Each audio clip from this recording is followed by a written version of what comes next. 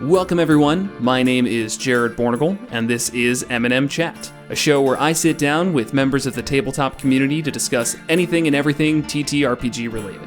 Today I am joined by Justin from the Ultimate Games Master app, or UGM as I'll refer to it like 20 times I'm sure. And Justin, thank you so much for coming here and sitting down with me all the way across the ocean at that. And just start, you want to just introduce yourself with this question. How did you get into tabletop RPGs?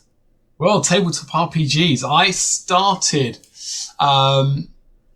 back in the 80s, I think it was, late 80s, on 2nd edition D&D. It was like something I'd never... I mean, I've always had an active imagination, as we all do.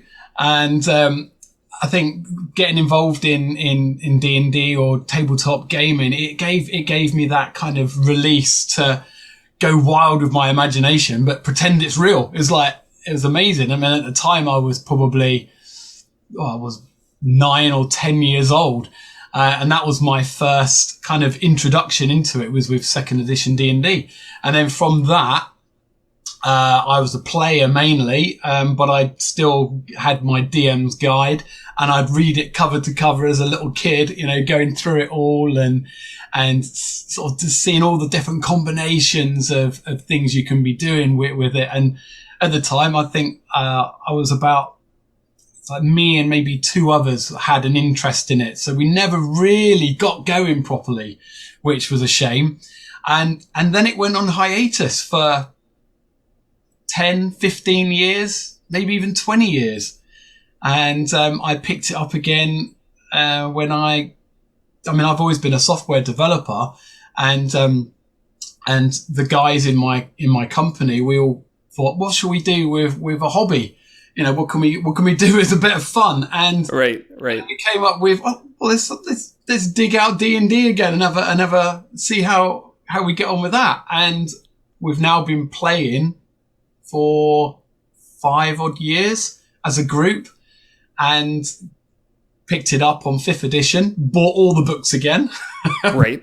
And love it. And that's kind of where we got back into it, and been playing it religiously ever since. And yeah, group, it's one of those things where, you know, you get to know each other in a way that you could never get to know each other without, you know, in normal life. And it's amazing. I think it's just, some people that diss it, I think, have no idea what they're missing out on, because it's amazing.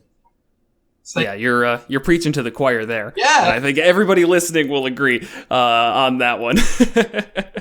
I do think it's crazy though. You are like, of the guests that I've had, I think that almost all of them, save for maybe one, were introduced to D&D, generally D&D first, before they were even in their teenage years. And that just like blows me away, how many just kids were just given the books and basically told to have fun.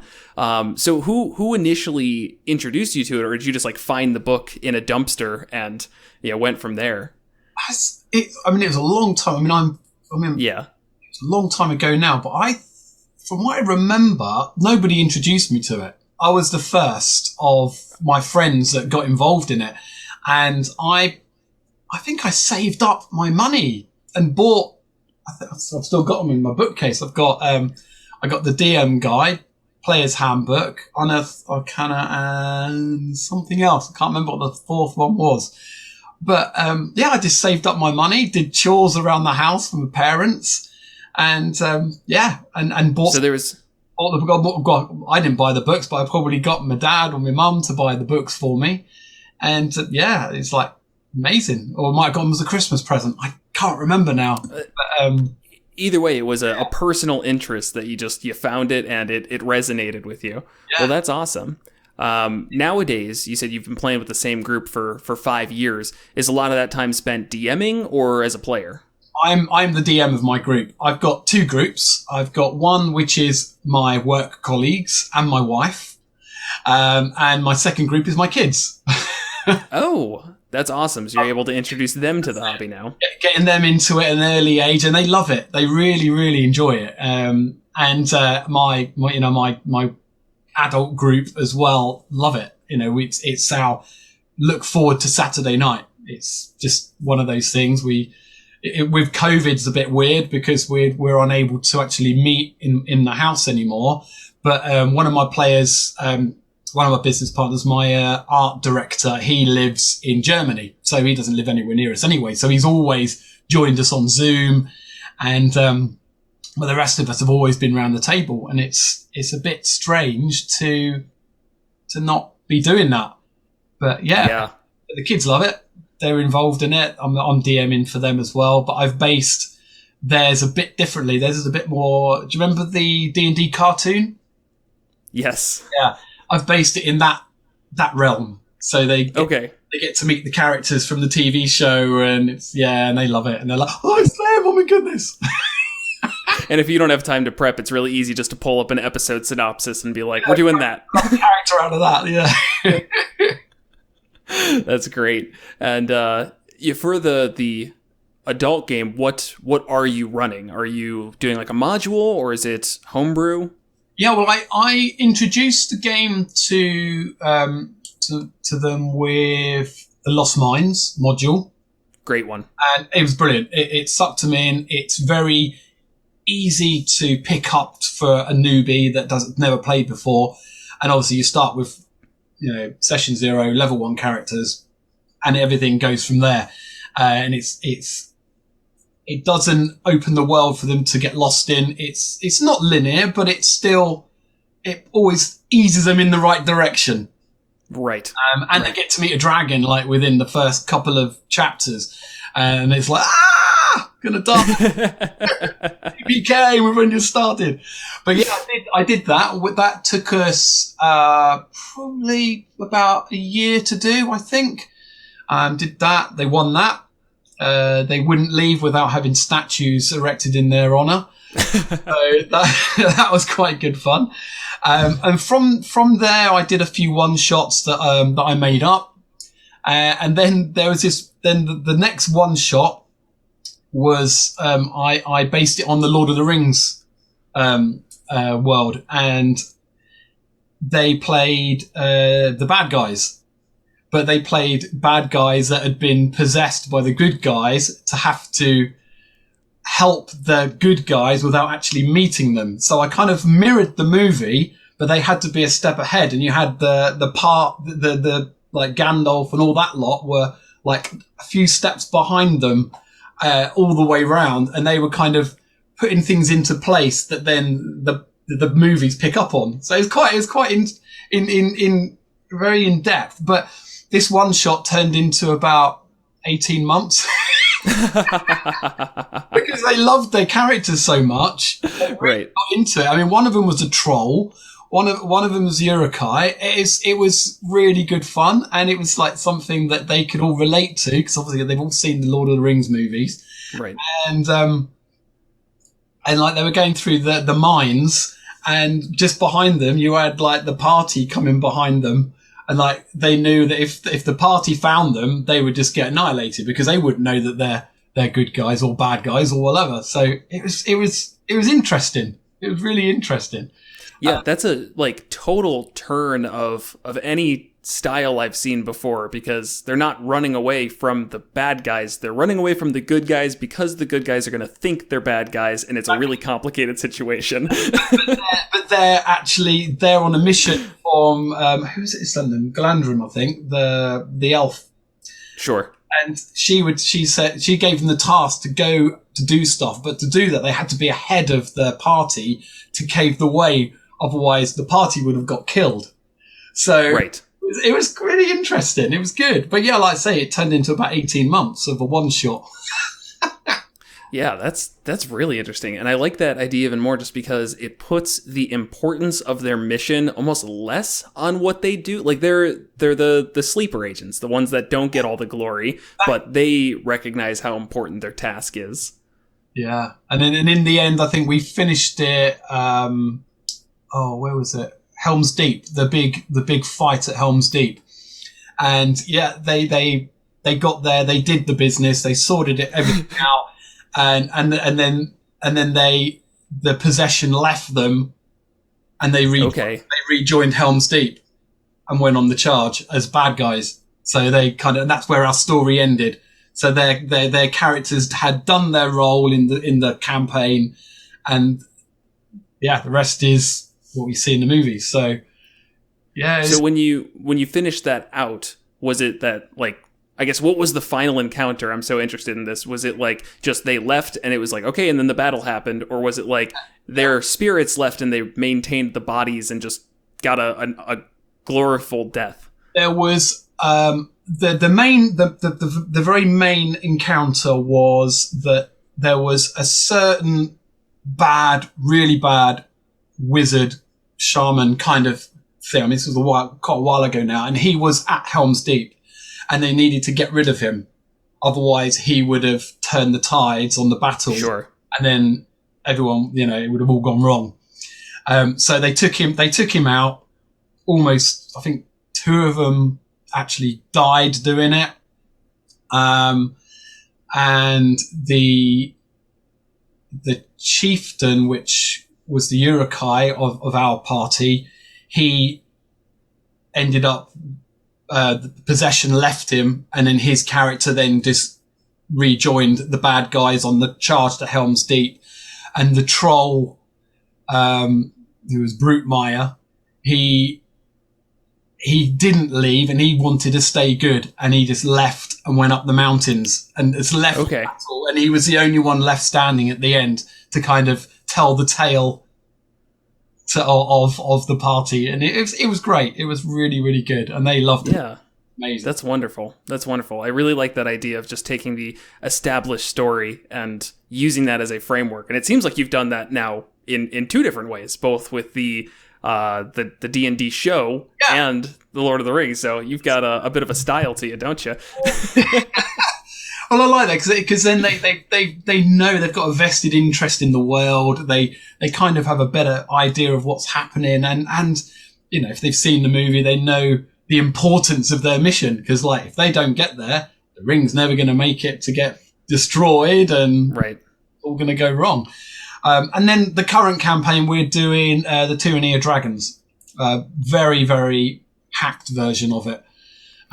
So we started with Horde of the Dragon Queen, and we're now 2nd chapter in of Rise of Tiamat. Okay, so you've made it through the first half of the adventure. Yeah. I mean, I've changed a lot of it, but following that story, because there's quite a few holes in the story itself. I think it's because it was one of the very first ones that they did for 5th edition, and from what I remember, they developed it before the rules were completely finished. So it's yes. So I'm reading it as a DM, thinking, what's going on? Okay, well, we'll change that bit, and we'll add this in, and they're enjoying it, and so everyone's heard of Tiamat, so they're all terrified of what's to come, and it's great. Really enjoyed it. That means you're running it correctly then. Yeah.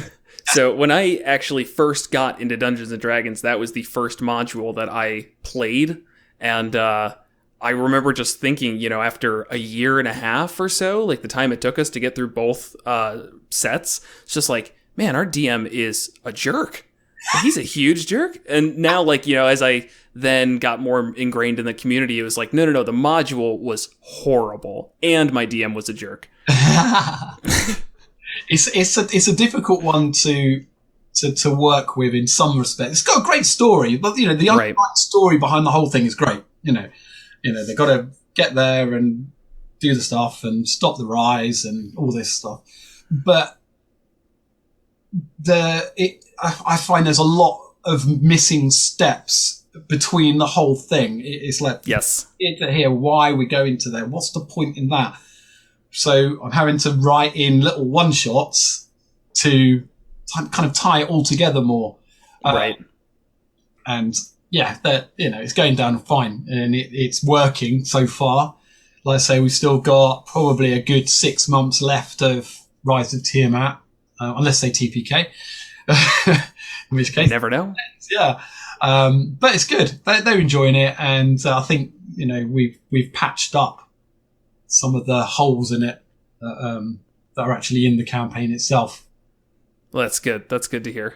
And I definitely remember there was multiple points where it's like, it never gave you clues as to what to do as the player, and if you didn't do what the book expected you to do, like everything just stopped. It was like, yeah, you're probably going to fail, but it's not going to fail right now. It's going to fail like at the climax of the entire campaign. Yeah. Like, okay, that's great writing there, guys. Thanks for that. All right, so that's awesome, and best of luck on the finishing up that campaign whole free. Yeah. Now, one of the reasons why you approached to ask to come on here, and I wanted you to come on as well, is because of a little thing called the Ultimate Games Master app, or again, UMG. So talk to me about that. What is this? What's this project? Well, I'm a software developer. I've been for sort of 20 odd years. And as a DM, there's loads of tools out there. All doing different things. And as a developer, my head went ding. I thought, I'll quickly write something to help make my life easier as a DM, and for the players as well. So I thought, right, okay, I'll create myself a quick and nasty campaign writer to keep all my notes in and stuff like that I can play music through. It does all that stuff. And then I used that for a bit. I thought, it's quite good. Okay, it's pretty good. I'll create a little player module for it as well. And I created a player module. So, it's, the players now have their, all their character sheets and everything on there. And we played with that for a while, and we thought, well, actually, this is pretty good.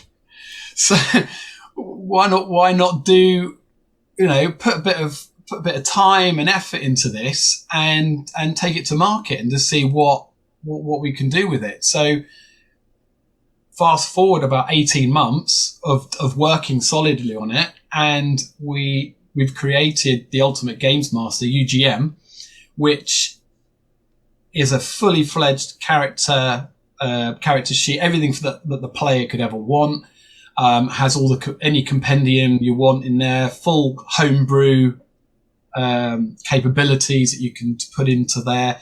The Games Master DM aspect of it, you've got all your campaign details on there, any music, sound effect libraries. It links in with things like Sirenscape, so you can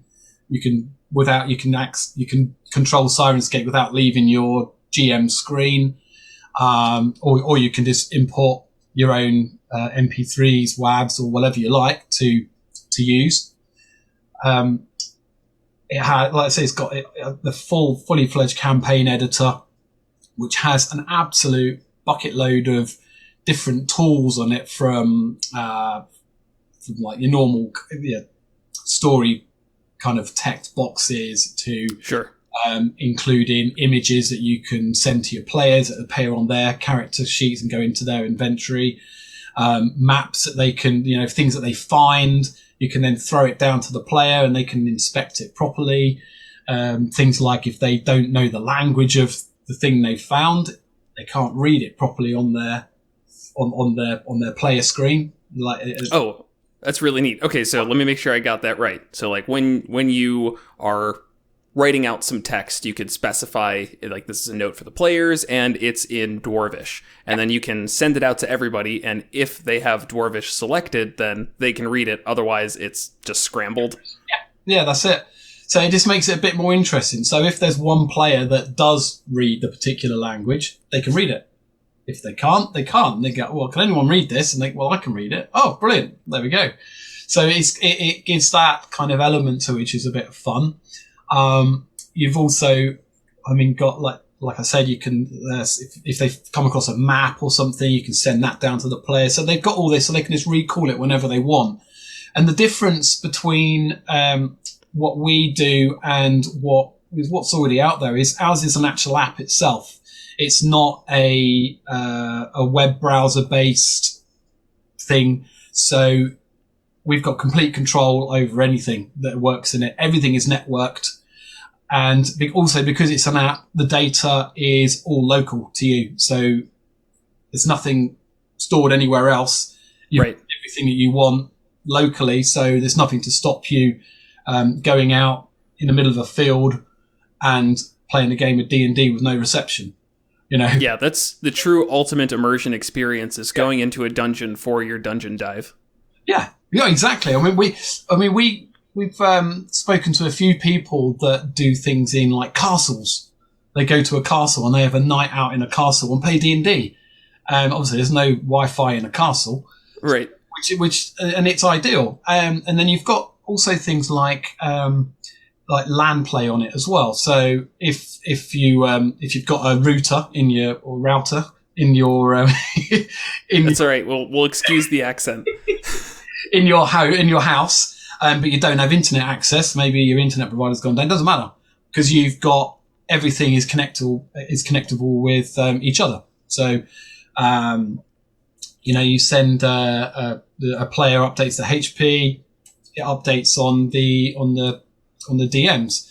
If I change it, it goes boom on their screen, makes it look really interesting, like when they get an experience reward. Sure. Fly up.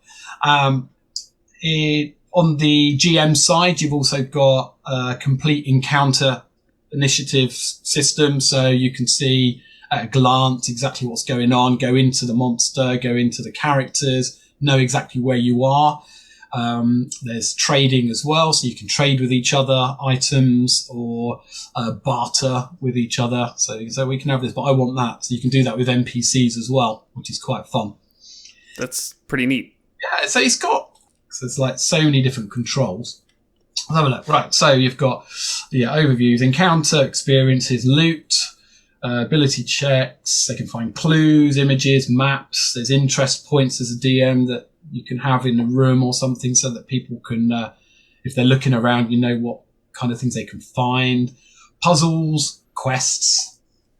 Messages are cool, so you can prepare messages to send to players. Like, for example, if one player goes into a room that's trapped in a weird way and they fail a save, they might have some kind of mind control on that player. You can send that one player a message to say, this is what's happened to you. Can't tell anyone else, but you need to now do an ulterior motive or something. Right. Only that player knows, instead of you having to pass a note across a table or something like that. Sure. Yeah, it sounds like a lot of time was spent just kind of coming up with the real parts of D&D, like the things that just are going to happen no matter what. It's not just a matter of changing your character sheet. It actually sounds like making the experience a little more seamless. Yeah, and we found it makes it, because we never want to take away the fact that it's it was birthed on pen and paper. Right. So we kind of try and replicate what what your character sheet would be on a tablet. Also, because it's an app, I can get it to run. It runs on anything. It runs on iOS, Android, PC, Mac, Linux. So any of that, you can run, and it all talks to each other. It's got complete cross-play between platforms, which is really helpful. So it doesn't matter what kind of platform your players have. But there's also another aspect of it called the spectator. So on the same app, there's another door which you can click on, and it brings you to a spectator view. So as a player, if you might have a phone or a spare tablet or something kicking around, and you can have a spectator view on it, which gives an overview of your party. So you can allow that as a DM, or sometimes some DMs don't allow that, but sometimes they might, and you've got an overview of exactly how everyone's doing and stuff like that.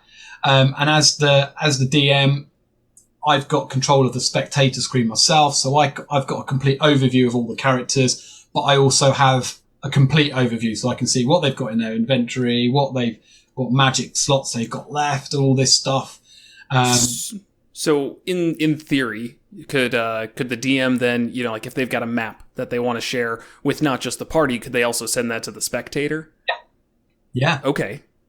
And that's it's cool. Really interesting. And then I'm getting some ideas here. Yeah. And the spectator has got another mode of it, which is stream mode. And what the streaming mode does, it will send an output to OBS or whatever you like, and it will overlay on your, because everyone does, like, Critical Role does, it has pictures and, all the cameras and stuff. You can overlay UGM on top of the cameras on that. So you'll have Zoom running, going into your OBS, and instead of it being a graphic overlay, you overlay Ultimate Games Master. And then from that, what you can do then is you've got live stats. So everyone watching on your stream can always see what they are, whatever they like, hit points left and stuff like that. Anything you want to display, 'cause it's all customizable. Sure. You can also have tickers, scrollers, adverts in the corner if you want, but it's all controlled from UGM. So as the GM, you've got complete control over that screen then. So if say you go into an encounter on the stream, it can bring up the encounter tree that only people streaming can watch and stuff, and the players, it's up to you what you want to display, but they can see what the order of initiative, what they're going to be fighting, or anything like that. You can also bring up things like, at the click of a button, anything from the compendium.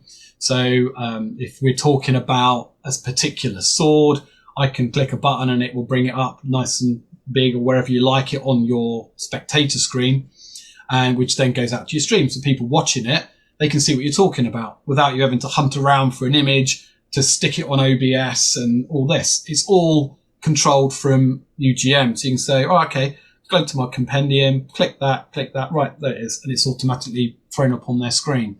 And that's a real game changer, I think, for people watching, because, a lot of the streams that are out there are very, it's great, but they're very static. You've only got static data. Yeah. Where this is all live data. So you see when characters are getting hit hard, it will display up there. When they get experience, it pops up and sort of makes it a bit more interactive for a viewer as well, which is, it's all good.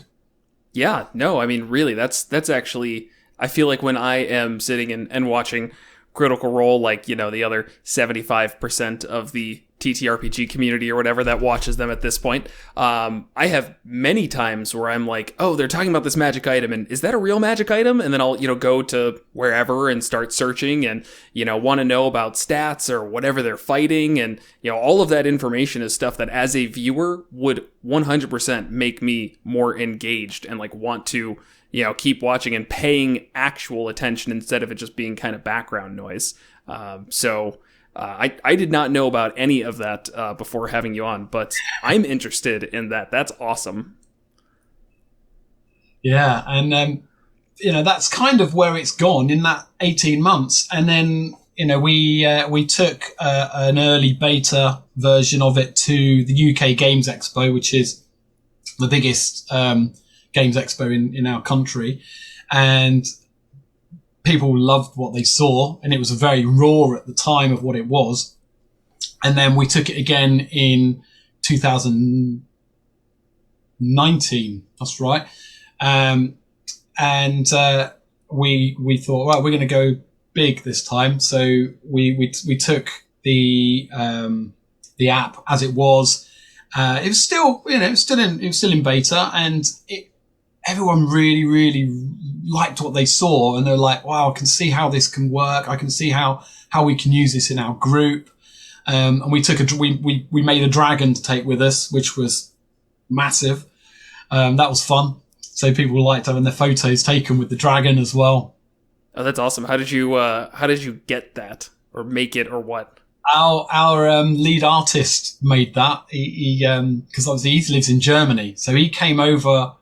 I think it was about a few weeks before we left for the expo, and made it. So yeah, he just made it all. out of what? Like, what was the material? What was it? It was kind of a foam. Okay, like EVA foam, I think it is. Yeah, it was the big one that's used. It was quite a thin foam. It was on a timber frame. Okay. And yeah, it was pretty good. That's awesome. You'll have to send me pictures of that so I can share them along with this. And no, I mean that's really cool. So I mean you've got this creation together that I can definitely see a lot of use out of it. One of the things, and I apologize if this feels like just poking holes or whatever. I'm sure you've got an answer. But, one of the things I find difficult with some of these third-party apps is having access to the material. So, I've been overly ingrained in D&D Beyond ever since it came out, and I've purchased all of this material. So how do I, as a normal person, go about getting that into your app? Well, I mean, at the moment, we don't have a license to distribute any co-stuff. So it comes with the basic rule set and stuff like that. But because it's completely custom homebrew, I normally, as I'm doing my adventure, I'll add in stuff as I need it. Sure. Which is what I do. I just grab it out of my book or off of whatever you can get. Right. Nothing wrong with that. Yeah. So I've definitely. I mean, that's how I've done it. I just look in, I see, well, okay, chapter I'm doing, okay, I'm going to need X, Y, Z, right, okay, just stick them in. It takes me a couple of minutes to stick in a monster, and then it's available, and then it's there forever then. But we've also got, because it's not just a D&D platform, Ultimate Master is a completely open rule set, so we've got people writing their own rules, their own people that have worked on their own game sets are now bringing it to our platform for when it launches. So yeah, it's very open to complete customization. Yeah, and I see a lot of use for that, just again outside of D&D, because I know anytime I have moved from D&D and tried to play like, Call of Cthulhu, Mothership, Eclipse Phase, whatever, just other tabletop games, I definitely have felt the pain of no longer having a digital tool set, or even just like any type of, digital management of it, because I've gotten so used to it with D&D that when I actually have to go back to full on just paper, there's a lot of little things that I miss. Yeah. So yeah, it sounds like this is a good job of filling in those gaps. Yeah. This is that's a picture of the stand with our dragon. Wow. Okay. Yeah. I will definitely have a picture. I'll send you that. Thank you. Cause that's really cool. That's huge. Good way to get people to your booth or whatever. That's the idea, yeah. And we had big ideas for 2000, but obviously everything shut down in 2000, so we never. Yeah, yep. So yeah, so I think the next stand we'll be doing will be 2022. Okay, and you'll have to go even bigger. Oh yeah, we've got good plans. We've got really. That's awesome. Is this a virtual tabletop in any way, like in the sense that like Roll20 gives you an overview and you can have like tokens and everything, or is it more made for like the player management, like just the DM, well really the DM management first and foremost? I know you've said like you can send maps to people, but it doesn't sound like there's supposed to be like a virtual tabletop component to it, right? At the moment, you can, like I say, you can send maps, you can as a DM, you can include things like a Roll20 controllable map within like your spectator view. Oh, really? Things like that, yeah. So you can use that if you're used to using tokens and things like that, you can use that within a window on your stream. So as you've got your stream. Sometimes people have a map down there. You can have a Roll20 map, or you can have a camera poking down at an actual miniatures. But we do have another product, but which is later on in the year, which is going to be very exciting. So maybe we can talk about that at a later point. But that we think is going to be a real game changer. So yeah, and that's to say definitely not a negative. I feel like there's enough problems out there that you don't need to solve every single one with one thing. Sometimes it's good to be good at what you're good at. Exactly. Yeah. So we're concentrating on all the player, so that the player can do anything they like, and the DM can really immerse the players without having to hunt through stuff. Everything is there. If you want to look at it's there. The compendium's there. If you want to know what's happening in this particular room, it's all there. You want to fire off a music track or some sound effects or something. It's there on your screen already, so you don't have to go anywhere. And the whole idea for me as a game master was I wanted everything at my fingertips without having to alt tab through stuff or whatever. And the beauty of it, because like I say, because it's an app, I run my games on my kid's Kindle. Okay. Which, it's not very powerful at all, but I run everything on there. Run all my music, sound, campaign, and then that handles all my network traffic around between the devices. We do have a cloud server as well. So if you are communicating with people outside your building, obviously you can all use that, which is lightning fast. You click, I've lost a hit point, and boom, it appears on the spectator screen, the stream screen, and the DM screen all at the same time. It's very fast. So it's great. That's cool. Have you had more experience using it around the table or online? And which do you think it kind of flourishes in? Well, I would say we've probably, because of COVID, Right. I'm sure that kind of skews it, doesn't it? Yeah, we've probably done about the same on both now. And with regard to which is better, I don't think there is. I just, even when we're around the table, it's just fun. I mean, even when we're playing apart like we are now, obviously my wife's still going to be in the table next to me, but everyone else is on Zoom. And I don't think it's taken anything away, not for me anyway. And the players are all really enjoying meeting every week still. No one said, oh, getting bored with this, or right. Everyone's really enjoying still playing. And I think because of using UGM, it's like you're still there. You've got everything happening. If I do something, I can send private messages and things pop up, and it's all still very much just as if we were around the table, except we not stuffing our faces for the whole night, like which we do. Well, that's good fun. We do like that, because I'll normally cook a load of stuff up, and we'd all eat and be social as well. But now we just get to say, what are you having tonight? And they're like, well, I've burnt a pizza. Yeah, I've been lucky that our group was able to get back in person recently, and say it's definitely some aspects that I missed so much from just being around the table. But I also feel like that the forcing me to learn digital tools also has made my in-person games feel a lot better. For example, I took the plunge and purchased a TV for my battle maps. So, I got really used to making battle maps in, whatever map program that I won't advertise because they're not paying me. So I'd make the maps, and then now I can just put them on the table in front of everybody. And that was something that after coming back from digital, I realized there was no way I couldn't have it anymore. And I think that you're seeing this kind of digital revolution almost more so than everybody thought there was before. We thought we were in a digital revolution. COVID made it that no, we're in one now when it comes to tabletops. So, I definitely see the value of this from both a in-person as well as online perspective. Even just being able to, I love that idea of being able to just like quickly send people messages and items and everything, just popping it up.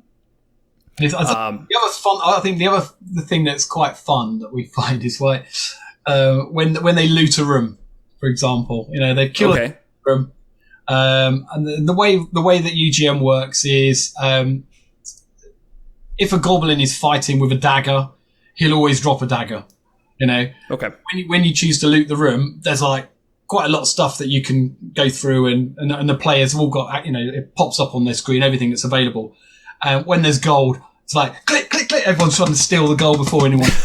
Like mine's mine. So you can see them waiting, like their fingers go click, click, click, click, click. I'm having that, hunting down, right, looking if there's any platinum. No, okay, we'll go with the gold then. Like,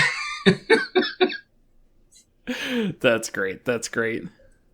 Creates a little bit of competitiveness between them, but that's fun.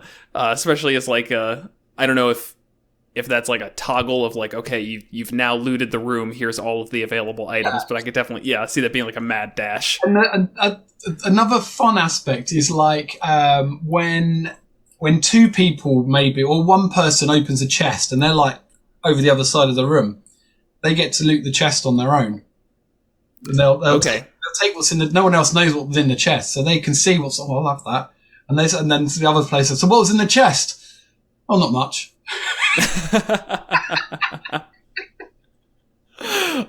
So when I generally play, say we don't do as much in the way of like hidden aspects to that. It would just be like everybody knows at once. Other ways to handle that as well, to just say like you open the chest, everybody sees it. No questions about it.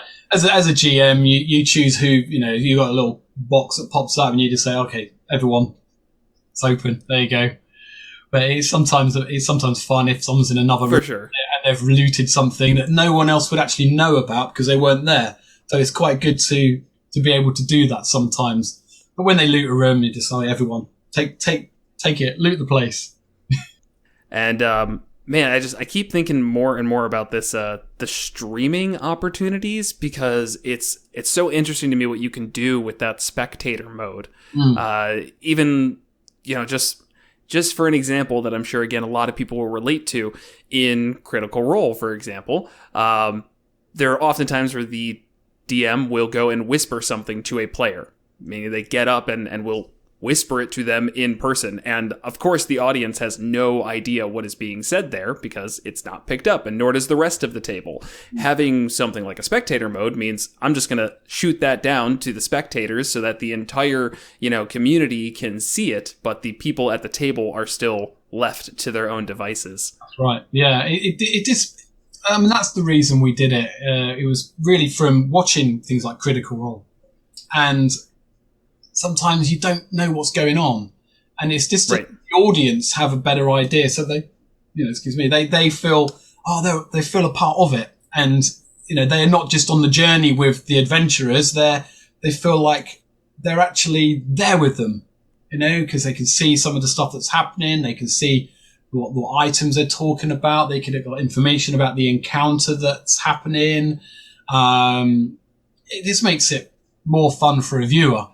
And like I say, it's all very customizable. So if you don't want the viewers to know certain things, you don't have to include it. But if you want to, just include what you like. You know, it's entirely up to you. Your game, you run it exactly how you want it run, and what exactly how you want other people to see it.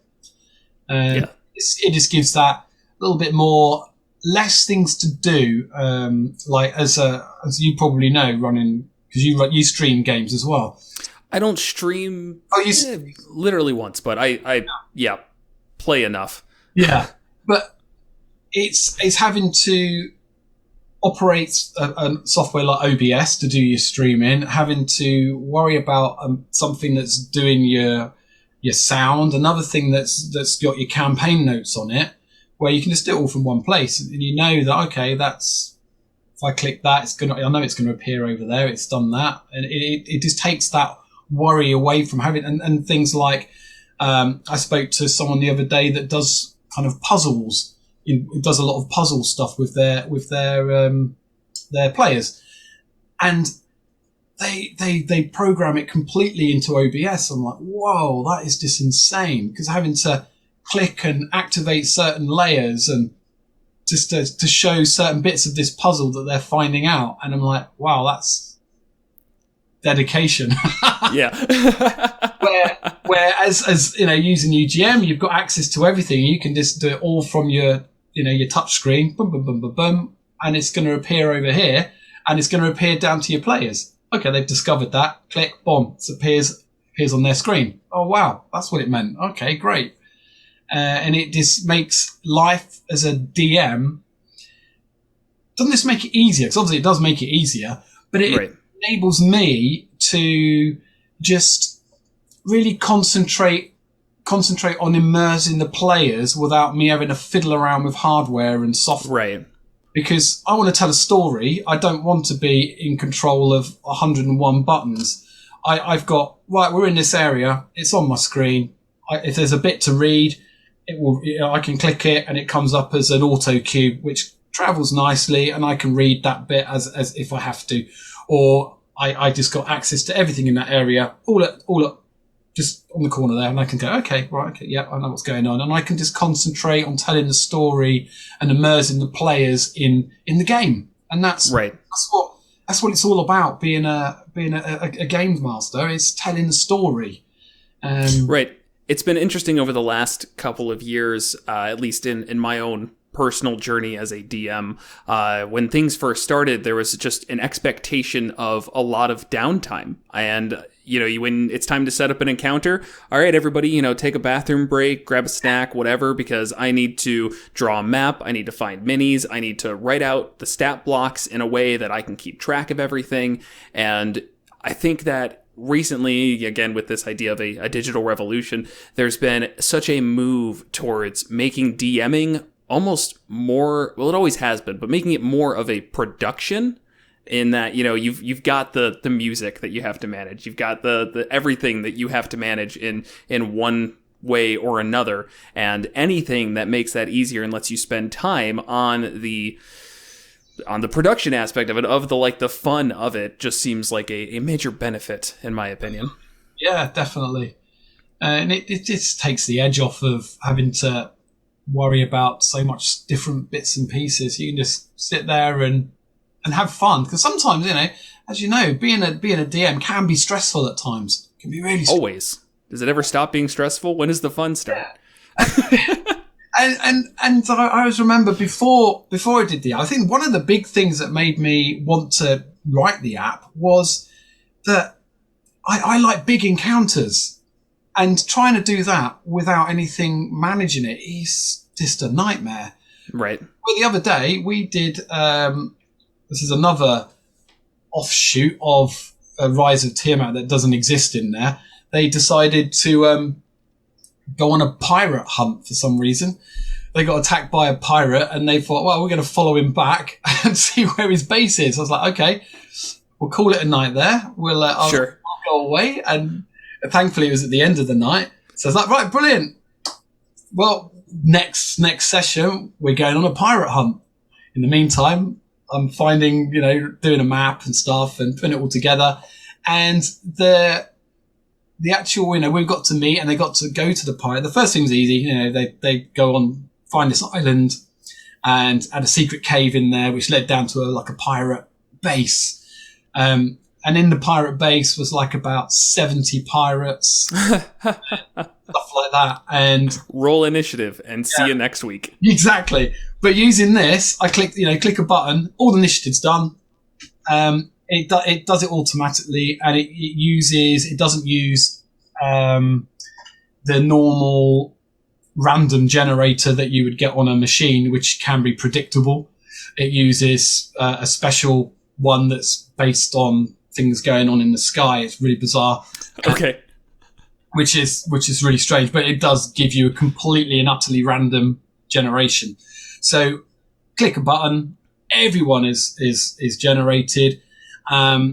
Then, as on their player screens, it comes up, roll initiative. And they can either do an auto roll, or they can use their dice and do it. So, you're not taking away the people love their dice, or, and so if they've got dice, if they've forgotten them, or you're in the middle of nowhere and have no dice, doesn't matter, because you've got your roller on there.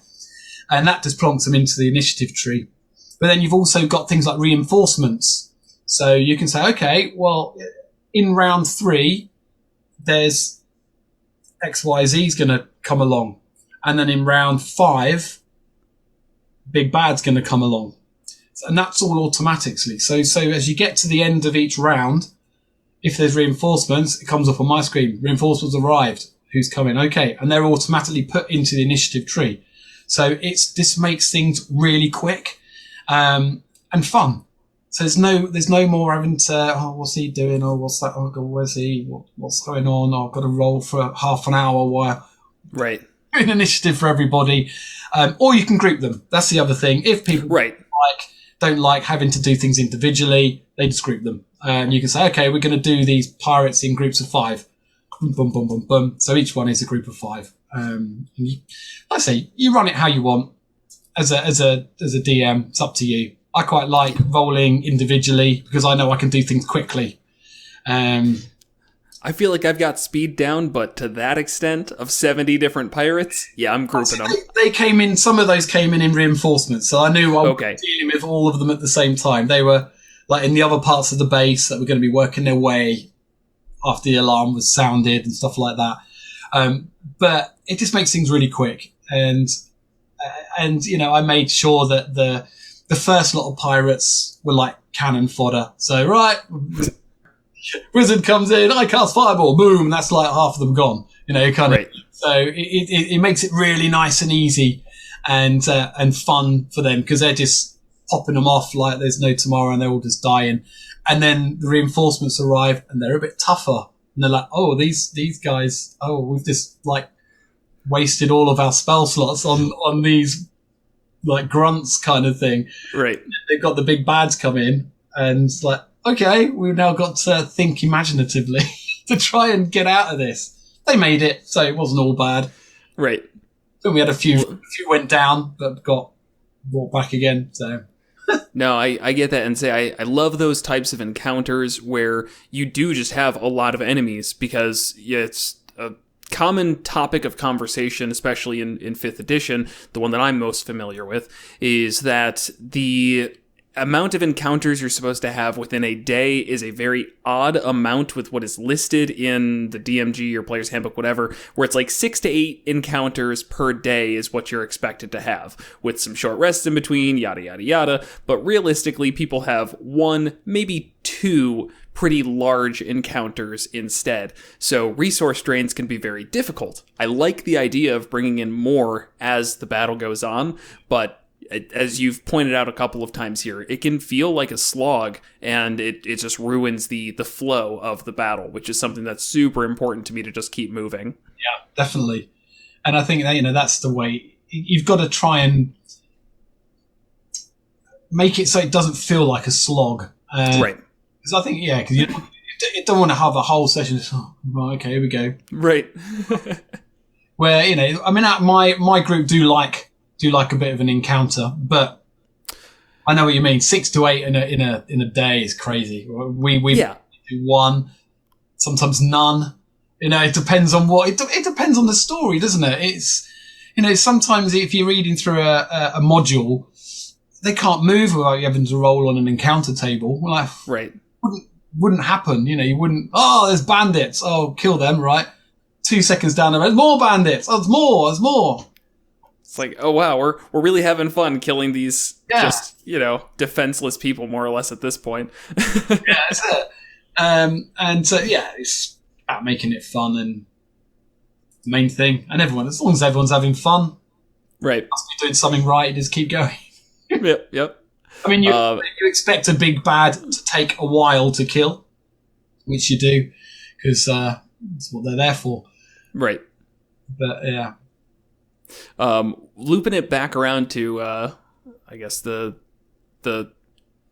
setup of things from the GM side, I have a homebrew world where I've, made everything from scratch and I've got so much lore. It's ridiculous, as I'm sure many others do. Is there any type of way of tracking like world notes or anything in this, or is it mainly about just like session notes and adventure planning? No, you've got the concept of game sets. So as a DM, you've got a game set. The game set can be based on a rule set. So let's pick 5th edition. So, okay, we created this game set is a copy of 5th edition. This game set is going to be based in my world. So everything in that game set, all your lore, all your monsters, all your items, that's going to be stored in this one game set. Within that game set, you can have multiple campaigns. You can have basically anything you like, from things like your own spectator screen layouts are all based on that world. So you can go to town with it and make it your own. And then you might have something that's based on, like what we're doing on Rise of Tiamat, which is normal, which is not in that world. And you would just take a copy of the standard 5th edition again, boom, everything in that world, and you can put everything in there from Lost Mines to Rise of Tiamat and all the modules that take part there. You can have them all in that game set, and then do what you like in there. Then you can have as many as you like, and then also within a game set you can have a completely different game. I don't know, whatever, Call of Cthulhu, whatever you have, whatever game set you like, and you can have multiples of each.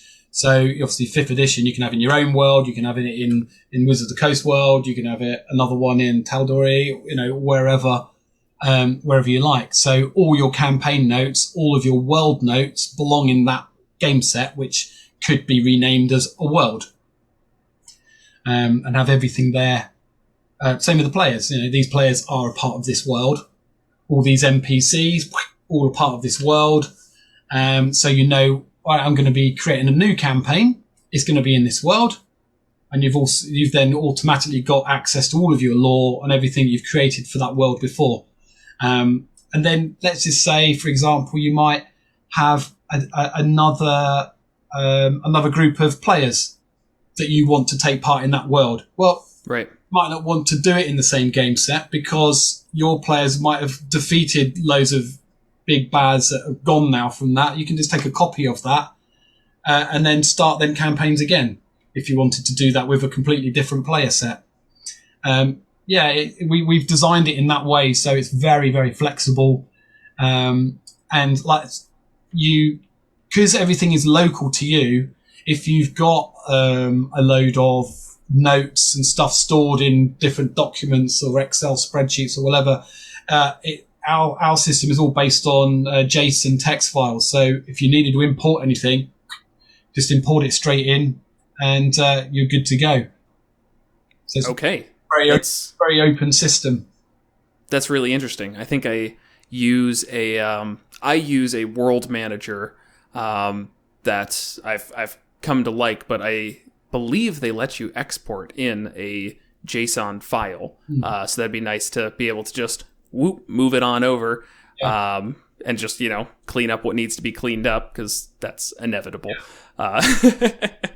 But that's really awesome. I think one of the things that having a single world that I've always wanted to do is start having other campaigns within that world, but it becomes very messy trying to manage everybody in that. This seems like it creates a nice separation for them each, where it can be as ingrained as you want it to be or as separated as you want it to be. If you just want it to be like a totally split timeline, the options there. Yeah, you just do a quick straight duplicate of that and then off you go.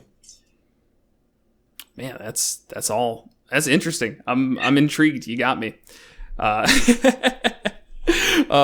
Great. So we are getting up to about our time here, and this has been an awesome conversation so far. But at the end, I do like to kind of turn things back over to you just to see if there's anything that you wanted to talk about. I know you've got a Kickstarter coming up for this. If you want to do some plugging, you're more than welcome to. But really, anything. It's free form. Cool. Well, you touched on it. Kickstarter.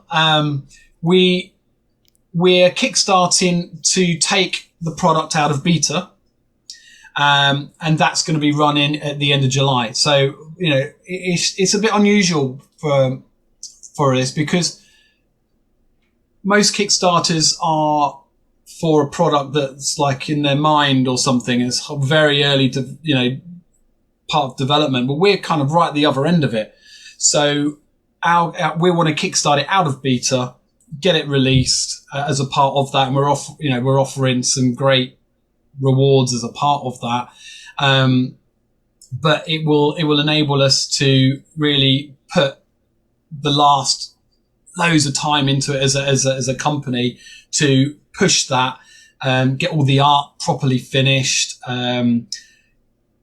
get all the bugs ironed out. Because I mean, we kind of do that because we've been Justin, I'm going to stop you right there because I do work in software. You do not want to say all the bugs. You want to get the big bugs. I was going to say, because we've been with it for the last months.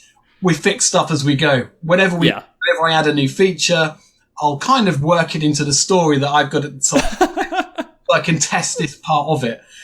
Right. Okay. I'm like, yeah, brilliant. Oh yeah, that doesn't quite work. Right. So I've got my book and I'm writing my book.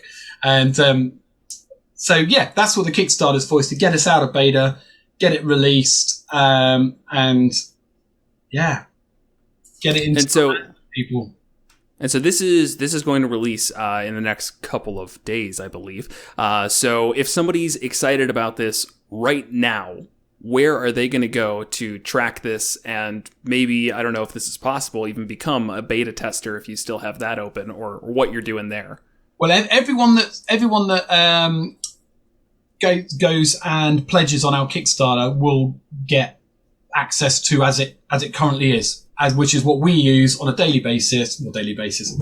I use it on a daily basis developing, but they will get access to that. So, and that's the beauty of it. We've got a product already, so you've got something that we use, and it works very, very well. With all the features, access to all the networking, everything on there. You can sign up to our Kickstarter, which is at the end of July. So the Kickstarter starts at the end of July, but if you go to our webpage, which is www.ultimategamesmaster.com, there is a link to our Kickstarter on there. And before it starts, you can pledge that you're interested and get reminded when it launches. I think it's the last week in July, from what I remember. And that will run for a month, I think it is. And it's due to finish in end of August. July, August, yeah, that's right. And we'll be running some streamed games during August as well. So you'll get to see how the spectator mode works as someone that might be watching it, and also how we use it in our games, and hope you really enjoy it, what you see. As a team, we think it's a great product. It offers stuff that isn't already out there, and it's right at the end of its development stage. So it'd be good to have people come on board. That's awesome. Yeah. Well, hey, you know what? Thank you so much for talking to me about this. It sounds like an awesome solution to a lot of problems I know I have. So thanks so much for coming on and, letting people know. Yeah, you're welcome. Been good. Been lovely talking to you. Yeah, you as well. Getting the times right, because it's like other side of the world. Yeah. We made it work though. Yeah. That alone is a feat. It's just after 10 p.m. here now. So. That is my final question. Can the Ultimate Games Master app make sure that all of my players show up on time? Can it do that for me? You can send them a reminder. Buzz in their pocket until they turn it off, and then if they're still not there, you can buzz them again. That was supposed to be a joke, but that's great. Resort to shock treatment in their pocket from their phone. My phone's up. I'm supposed to be at a game. That's awesome. All right. Well, thank you again, Justin, so much for coming on. And to everybody listening, again, you can find everything Ultimate Games Master at, was it www.ultimategamesmaster.com? Or was there? Okay. Perfect. So check it out if you're interested. Maybe get access to that beta, because that sounds pretty cool. Yeah. And the normal subscription prices, we've done them at really cheap prices. Players are all free, don't cost a player anything. And as a DM, you've got two choices: either $5 for all the DM tools, or if you want the full immersion, which includes like all the music libraries and all that stuff. It's $7.50 a month, and that's all in, and that gives you all your players can connect to your game, and yeah. So we've tried to price it quite low as well. But if, like I say, if you go on the Kickstarter, you can get even better prices. Awesome. Including lifetime ones. So. Whoa. Yeah. Whoa. That's a commitment right there. All right. Well, once again, Justin, thank you so much for coming on. And to everybody, thanks for listening. Goodbye. See ya.